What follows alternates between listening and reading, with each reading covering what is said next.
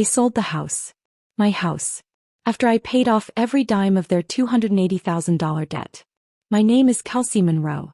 And from wherever you're watching this, tell me in comments, have you ever been used by your own blood, like a walking wallet? It was a Wednesday. The sun was starting to slip behind the pine trees that framed our porch. I'd just gotten off my second shift at the hospital, exhausted but proud. The night before, my mom had cried in my arms. Said I saved the family. My dad, who never hugged me growing up, wrapped me in the tightest embrace. You're our hero, he whispered. I believed them. Finally I mattered. I stepped out of my car with a smile still stuck to my face from last night. But something was wrong. The curtains were gone. The driveway, empty. The flower beds Mom used to fuss over, torn up. I rushed to the front door. They turned. But the house was gutted. On the hardwood floor sat a white envelope with my name scribbled in rushed pen. Thanks for fixing our credit, loser. We moved to Florida with your brother. Don't call. No signature. No remorse. Just that. I dropped the envelope. Sank onto the floor. Then dragged myself out onto the front lawn like a ghost. Neighbors passed by and waved like everything was normal. I wanted to scream. I wanted to burn something down. I sat there. Silent. Letting it all sink in. But then, I smiled. Because my parents didn't know one small thing. When I paid off the house last week, I had the deed transferred to my name. Quietly. Legally. Every document signed, notarized, filed. So the sale they tried to pull off wasn't valid.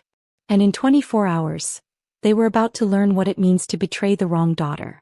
Let's just say, they'd regret every dollar I ever gave them. I didn't cry. I didn't scream. I just sat there watching the sunset spill over my knees like blood, while the letter crumpled in my hand. They really did it. Used me like a checkbook. Then tossed me like junk mail. But what they didn't know is that while they were busy scheming, I was paying attention. For the first time in my life, I'd stopped trusting their words and started reading the fine print. Let me tell you how we got here. 6 months ago, I was sleeping in my car after a 12-hour shift. I'd been staying with a friend after my ex kicked me out, but I didn't want to be a burden anymore. That night, I got a call from Mom. She was sobbing. Kelsey, we're gonna lose the house. Your father made some bad investments. We're $280,000 in the hole. That house was my only anchor. The same porch where I had my 5th birthday. The stairs I used to sneak down every Christmas. Losing it felt like losing a limb. I asked them, what happened to the money you inherited from Grandpa? Oh, sweetie, Mom sniffled. We used it to help your brother start his business. You know how hard it's been on him. Of course. Evan. The golden child. He crashes every car, ruins every job, cheats on every girlfriend, but somehow he's always the one they protect. Still, I couldn't bear to watch my childhood home get auctioned off. So I drained my savings. Maxed out my credit cards. Even took out a personal loan. They were shocked when I walked in with a manila folder full of cashier's checks. Dad went silent. Mom dropped to her knees. You're an angel, she whispered. They made me dinner. Took pictures. Posted about it like I was a war hero. Me. I was just happy to be seen. That's the part that really stings. I wasn't just robbed of money. I was robbed of the illusion that they loved me the same way they loved him. But now, that illusion was dead. And I was done being their safety net. Because while they were packing bags for Florida, I was finalizing the deed transfer. They didn't even notice the papers I asked them to sign for the refinancing. And now, as I stood on my empty front lawn, the only thing I felt was power. They thought they took everything from me. But what they really did was give me permission to burn the bridge down. The next morning, I drove to the title office in a black hoodie and sunglasses. I didn't want to be seen. Not because I was ashamed, but because I wanted the surprise to land like lightning when it hit them. Miss Monroe, the clerk smiled, sliding the manila folder across the counter. Everything's official. The sale your parents attempted is void. The property is still legally yours. I nodded once. Calm on the outside. Inside, I was fire. The buyers had already wired the money to my parents' joint account. But the title was never in their name. Which meant they committed fraud. A felony. I didn't want them in jail. Not yet. Jail would be mercy. I wanted them cornered. Homeless. Humiliated. I stepped out of the office into warm wind. Checked my phone. 4 missed calls from a Florida area code. Walked. Let them sweat. That evening I called the local sheriff's office and reported an unauthorized attempted sale on a property under my name. I emailed the buyer's agent all my documents. Within 2 hours the deal was frozen. The moving trucks? Turned around. But Mom and Dad were already gone. They thought they were sipping margaritas in Boca Raton by now. Instead they were about to find out their dream home didn't exist. That their bank account was about to be seized in a legal hold. And their golden boy son? Yeah, Evan was about to find out just how toxic his own wife could be when her dreams got dragged down with a broke, jobless mama's boy. I waited. I didn't text. Didn't call. Didn't explain. I just posted one thing to my Facebook. If you ever feel like you've been used, don't get angry. Get smart. And always read the deed. Then I turned off my notifications. Let them wonder. Let them spiral. That night I sat in the empty living room, alone, and laughed. Because I wasn't the girl who begged to be loved anymore. I was the woman who owned the house. No. They were trespassers in a world they thought they built. The first text came in at 2:17 a.m. Where are you? Why is the bank saying the house isn't ours? Call me now. Then 2 missed calls. Then 1 from Evan. Then 1 from a Florida number with no name. I didn't answer. I just laid in bed, lights off, phone face down, smiling into the dark. Let them rot in confusion. By morning they were unraveling. Evan finally left a voicemail. His voice was a brittle mix of rage and panic. You need to fix this, Kelsey. You ruined everything. Mom's having chest pains. Dad's yelling at everyone. You think this is funny? We're out thousands. You've got 1 day before we take legal action. Legal action? On a home I owned? Bought with my money? After being scammed with hugs and crocodile tears? I made myself eggs and coffee while playing the message again. On speaker. Loud. Just for the echo. Then I sent 1 group text, to all 3 of them. Per Florida law, attempting to sell a home you don't own is fraud. I have full documentation.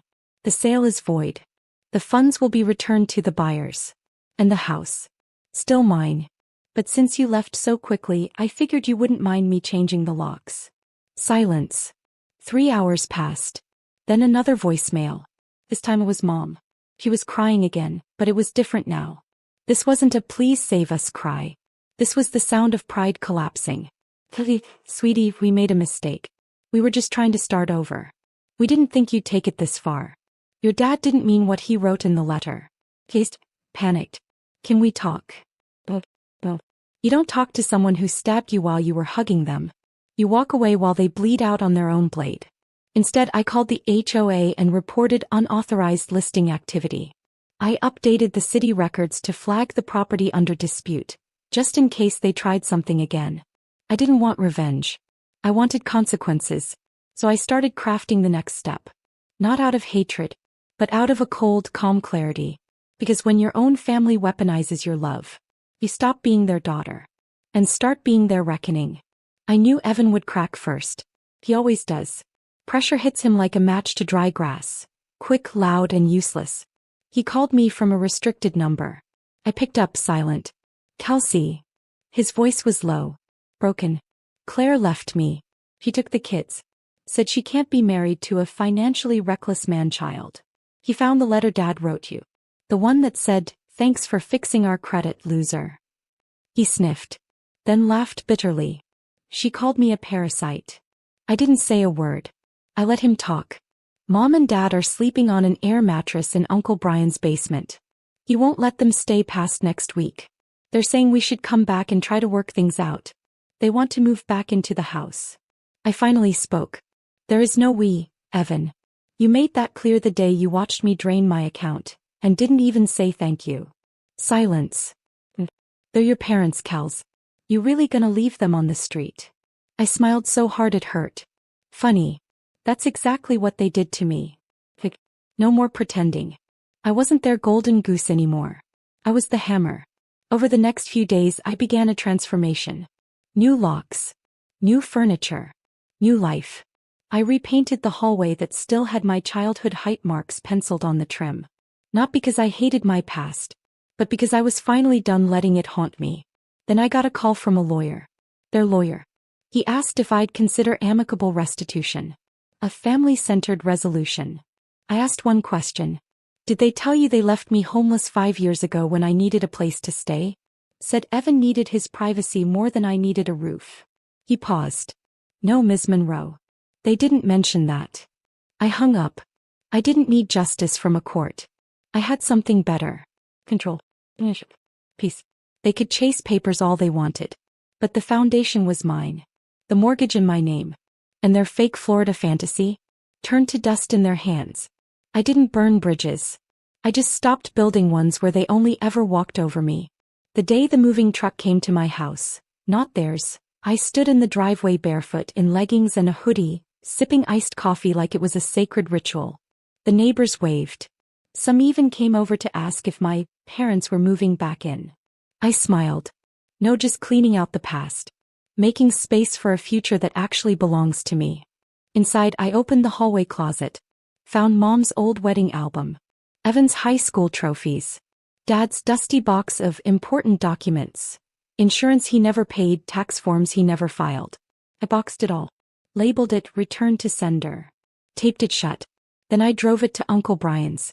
When he opened the door, the smell of stale coffee and unwashed laundry slapped me in the face. I could see them behind him. Mom hair frizzy. Dad sunken eyes. Evan on the floor in sweats, scrolling like a ghost. I didn't step inside. Just set the box on the porch. Dad reached for it, eyes flickering with something like hope. Kelsey. You should have just said thank you, I said. Instead of treating me like your savings account. Mom opened her mouth but nothing came out. She looked thinner. Not from grief.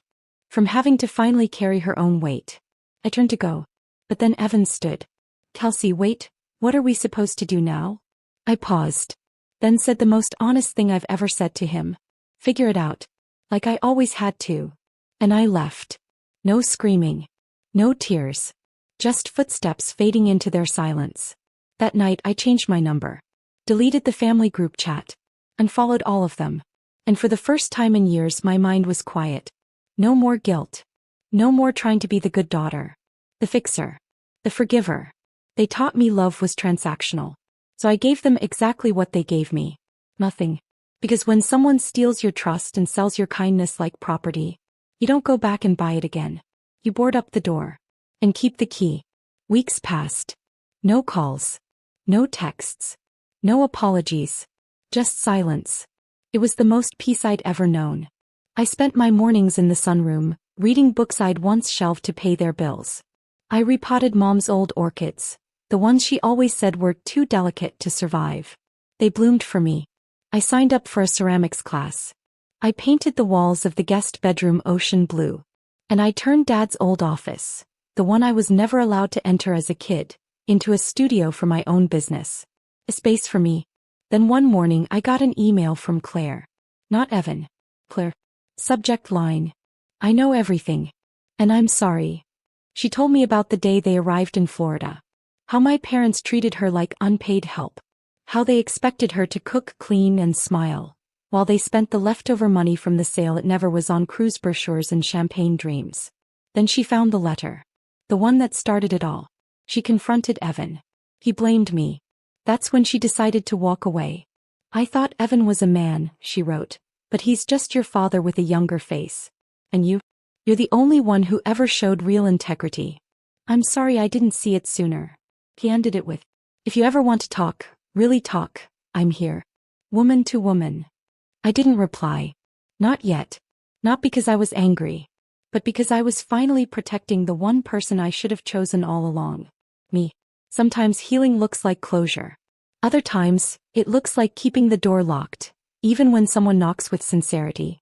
I wasn't ready to open it. But I didn't hate her for trying.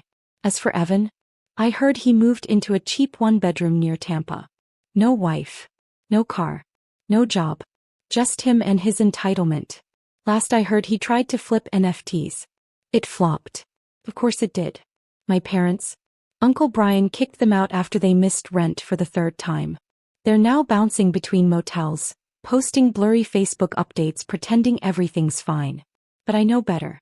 Because when you tear down the only child who ever lifted you, eventually the ground disappears beneath you. And the fall? It's quiet. Last week I walked past a homeless man sitting by the fountain downtown. He looked up, and for a split second, I saw my father. But it wasn't him. Just the same slumped shoulders. The same hollow stare of someone who gambled everything and lost. I kept walking. Because I didn't owe pity to people who fed off my pain. That night I lit a candle in the hallway. The one I used to hide in when they fought. I stood there barefoot, grounded in silence. And I finally let myself say it out loud. I did the right thing. Not because they suffered. But because I stopped. Stopped begging to be loved. Stopped paying to belong. Stopped handing out second chances like spare change. They thought they taught me strength through suffering. But I learned my strength in walking away. That house. It's mine now. Every brick. Every inch. But it's not about the deed. It's about the peace. No more calls. No more guilt trips wrapped in Bible verses. No more birthday texts from Evan asking for just a little help till payday. I blocked them all. Digitally. Emotionally. Eternally. No. Now I plant flowers where they once buried resentment. I host friends who say, thank you and mean it. I laugh in the kitchen without hearing a slammed door down the hall. I even started writing again. A memoir maybe. Not to expose. But to free. To remind myself. I am not the sum of what I paid for others. I am the worth they never saw. And the home they'll never enter again. Because this chapter didn't end in revenge. It ended in reclamation. I didn't destroy them. They destroyed themselves. I just stopped saving them from it.